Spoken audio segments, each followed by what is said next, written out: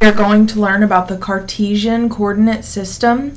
We are going to work on section 2.4 in your book. We're going to work on pages 196 and 197.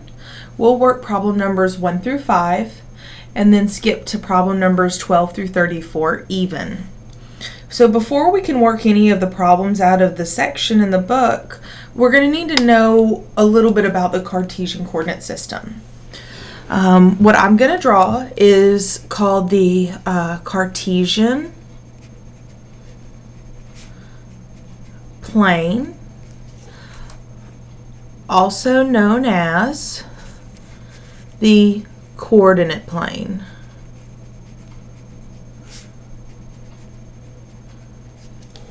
So in the coordinate plane, or the Cartesian plane, you are going to have a line that is horizontal. Okay, so a line that's horizontal, that's the x-axis.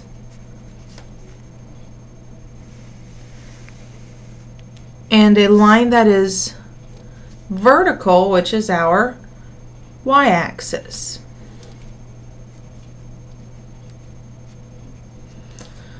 Okay, so our x-axis and our y-axis intersect at a point, which is called the origin, and it intersects at the point 0, 0.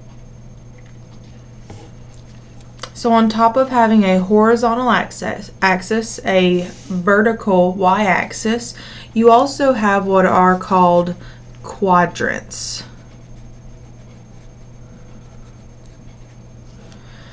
Quadrants are these 4 blank spaces. Quadrant 1 is in this top right space. Now I'm going to use Roman numerals to number all of my quadrants. You do not have to do so. You can use just plain numbers. So the quadrants are going to go in order counterclockwise. So they're going to start in that top right quadrant and they're going to go all the way around. Now a way to help you remember where your quadrants are and in what order, notice that counterclockwise gives us a C for the coordinate plane. So that might help you out in remembering in what direction your quadrants go. So this is quadrant 1. So if we follow around, this is quadrant 2. Follow around again. This is quadrant 3.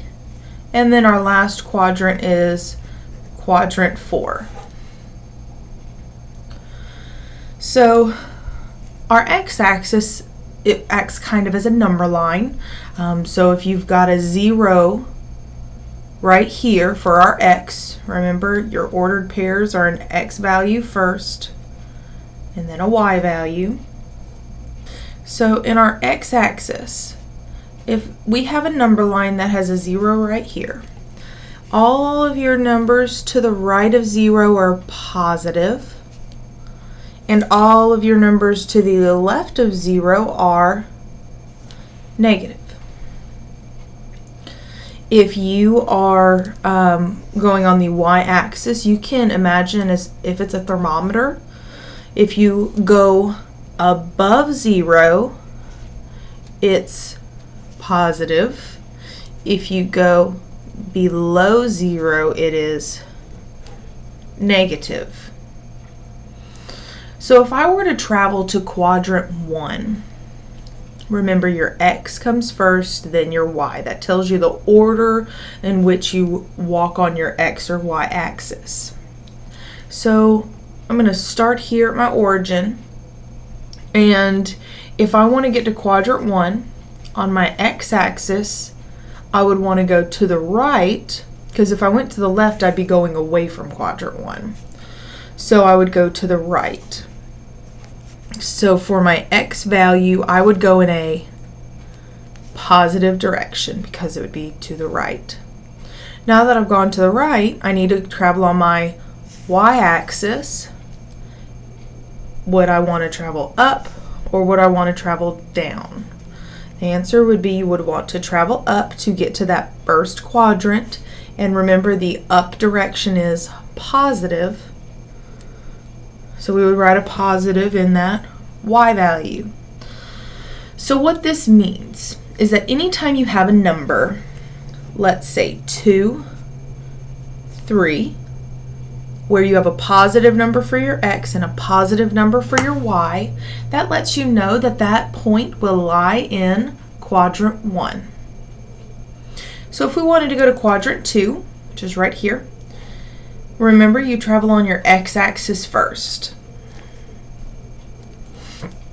So I would want to go in a negative direction on my x-axis to get to quadrant 2, and then I would want to go up, which is a positive direction. So that means that any number or any ordered pair that has a negative number at first and a positive number second, that means that it will lie in quadrant 2. So to travel to quadrant 3, remember you travel on your x-axis first. You would go to the left, which is a negative direction. And then you would travel down, which is also a negative direction. So for example, if you had the point -5, -7, that would lie in quadrant 3. Okay, now to get to quadrant 4 right here, I would go on my x-axis, I would go in a positive direction, and then I would go in a negative direction. So an example of a point that would lie in here would be 1, -9, because the first number would be positive, second number would be negative. Now, in this section, we are going to ask you about, just by looking at a point, how do you know what quadrant it's in? There is one exception to this, because there is a number that is neither positive nor negative, and that number is 0. So whenever you see a 0 in either your x value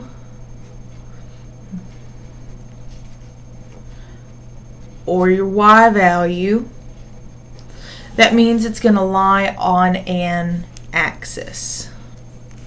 If both are 0, that means it lies on your origin.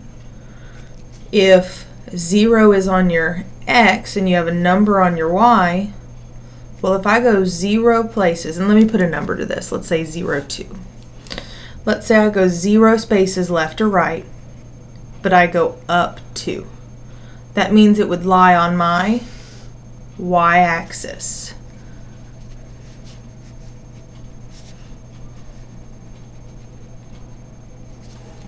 If I go, and let's just for simplicity's sake, we'll make that a 2. Let's say I go 2 spaces on my x-axis and I go no spaces on my y-axis.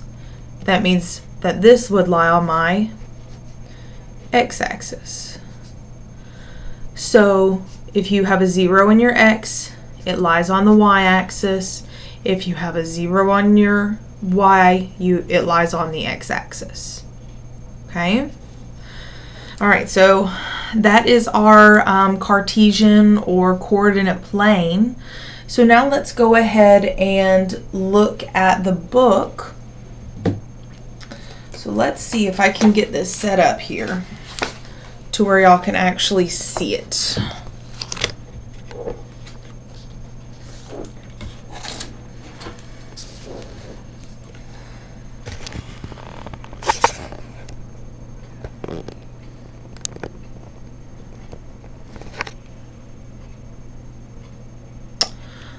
still don't know if y'all are going to be able to see it, but I'm going to try. The directions tell us to give the coordinates of each plotted point. So for number 1, A, our plotted point is here. So remember, you always travel on your x-axis first and then your y-axis. So you start at your x-axis here. And for the record, if you are watching this video and are in one of my classes, your homework and test are going to have a lot bigger graphs that are a lot easier to see. So just so you know, if you're in one of my classes, don't freak out. This isn't how it's going to be the whole time. So let's travel on our x-axis first because it's going to be an ordered pair for our answer. And it always tells us that we're going to go on the x-axis first and then the y-axis. Just like this. Okay, so to travel to A, you start at your origin. Everything starts at the origin. And then you count until you get to the dotted line where A is located. 1, 2, 3, 4. So we went 4 spaces to the right to get to this dotted line that goes through A. So we're going to put a 4 in place of our x. And then to find our y, we go back to the place we just left. And we're going to go up 1, 2, 3, 4. So that means that our y value is also 4. The reason they were both positive is because we went in the positive direction on the x and a positive direction in the y. Notice that this is a positive positive, which means that it should lie in quadrant 1, so we did good. Okay, now for B, you travel 1, 2, 3 spaces to the right.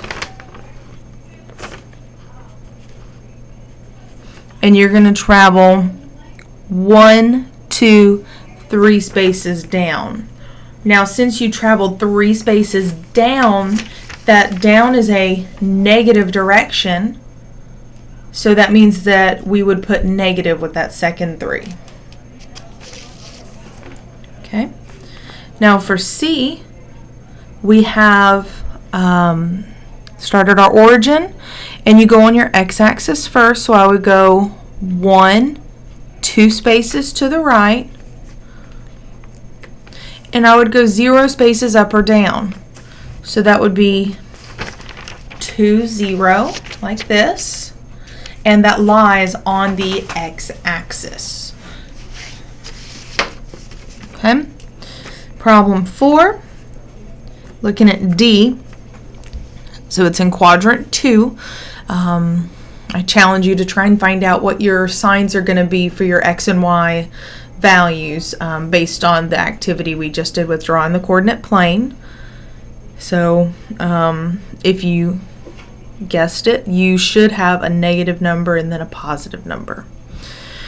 So we're going to start at our origin. 1, 2, 3, 4, 5. And let me double count to make sure I'm not cross-eyed. 1, 2, 3, 4. Yeah, we're going 5 to the left. And remember, to the left means that we're going to have a negative. So that 5 is negative. And then we go 1, 2, 3, 4, 5. So that's going to be a positive 5. Just like this. Okay. Then number 5,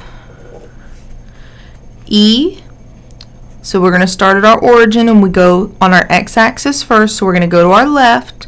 And remember, in quadrant 3, you're going to have a negative number and a negative number. So 1, 2, 3, 4. Again, start here and go 1, 2, 3, 4. So that would be negative 4. And then 1, 2, 3, 4, 5. So negative 4, negative 5 for problem number 5, where E was. Okay. So enough with not being able to see.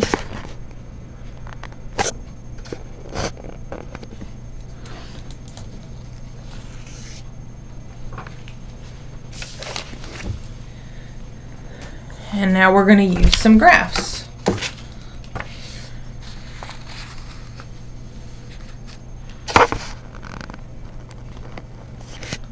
Okay. So when we look at problem number 12, they're asking us to plot point N at 0, -3. The directions say plot each point on a rectangular coordinate system. So we start at our origin, and it's asking us to go 0 spaces on our x-axis. So we're going to go 0 spaces left or right, and it says to go -3 for our y. Remember, up is positive, down is negative, right is positive, left is negative. So we would go down 3. You put your dot, don't make it too big, and you'll just put a little in there to represent that's that point. So again, we went 0 spaces left to right because our x was 0, and then we went down 3 spaces. So that would be 1, 2, 3. Number 14, we have Q that is at 5, 0. So here we're going to go 5 spaces on the x-axis, which is positive. 1, 2, 3, 4, 5. Put your dot, because we don't go 0 spaces up or down. So this lies on the x-axis, and you would label it as Q.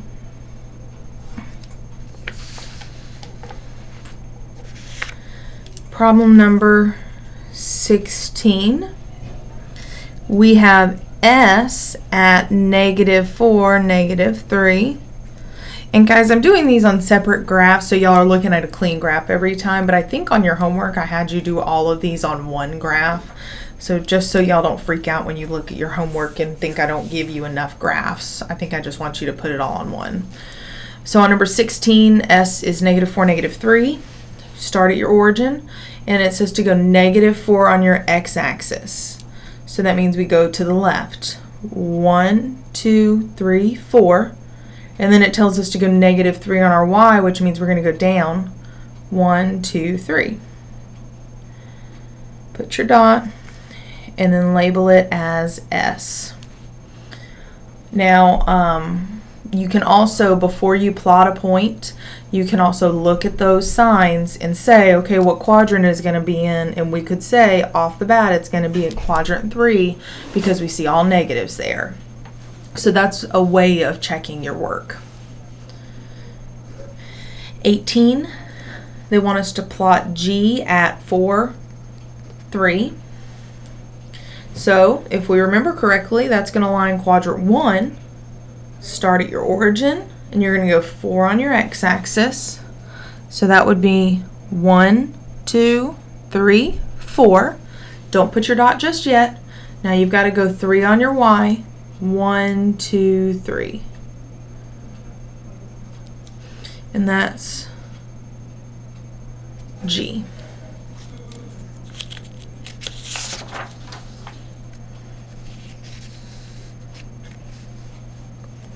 Problem number 20, they want us to plot I at -3, 0. So think about it for a minute and think about where your point is going to lie. You know that it has a 0, so you know it's going to lie either on the x-axis or on the y-axis. So think about it for a second. Okay, so let's plot it. Start at your origin, and you're going to go 3 to the left. 1, 2, 3, and then you're going to go up and down 0. So put your dot. If you said the x-axis, you are correct. And we're going to label it as I. And then problem number 22, they want us to plot K at 0, 4. So I'm going to go 0 spaces left to right. I'm going to go up 4.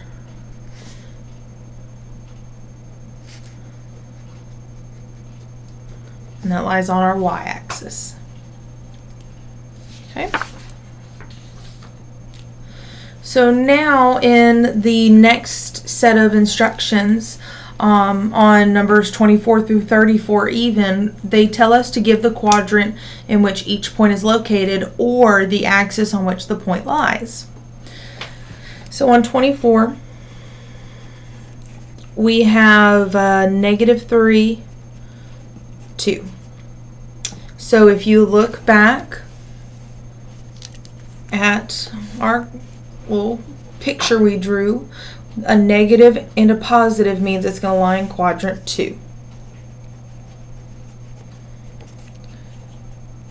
Problem 26, 2, -4.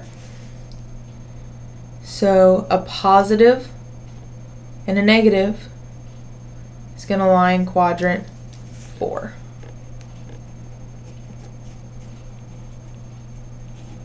-28, -111. So you're going to go negative and then positive. So that would also lie in quadrant 2. 30, -3, -7. Remember, if you've got two negatives, it's going to lie in quadrant 3.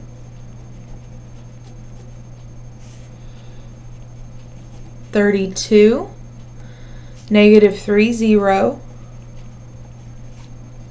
Alright, that 0 should be an indicator that something different is happening. Remember, if you have a 0 in that y value, you know it's going to lie on that x-axis. So again, when you have a 0 in either the x or the y values, that means it's going to lie on an axis. You just have to find out which one. And then 34.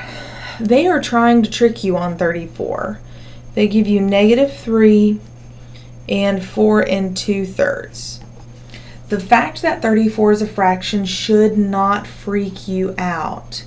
The reason is because the whole time all we've been looking at is whether the first number is positive or negative and whether the second number is positive or negative. It does not matter what that number actually is. So if I've got a negative on my x and a positive on my y, then that means it's going to lie in quadrant 2. Alright, that's all I have on the Cartesian coordinate plane system. I wish you the best of luck.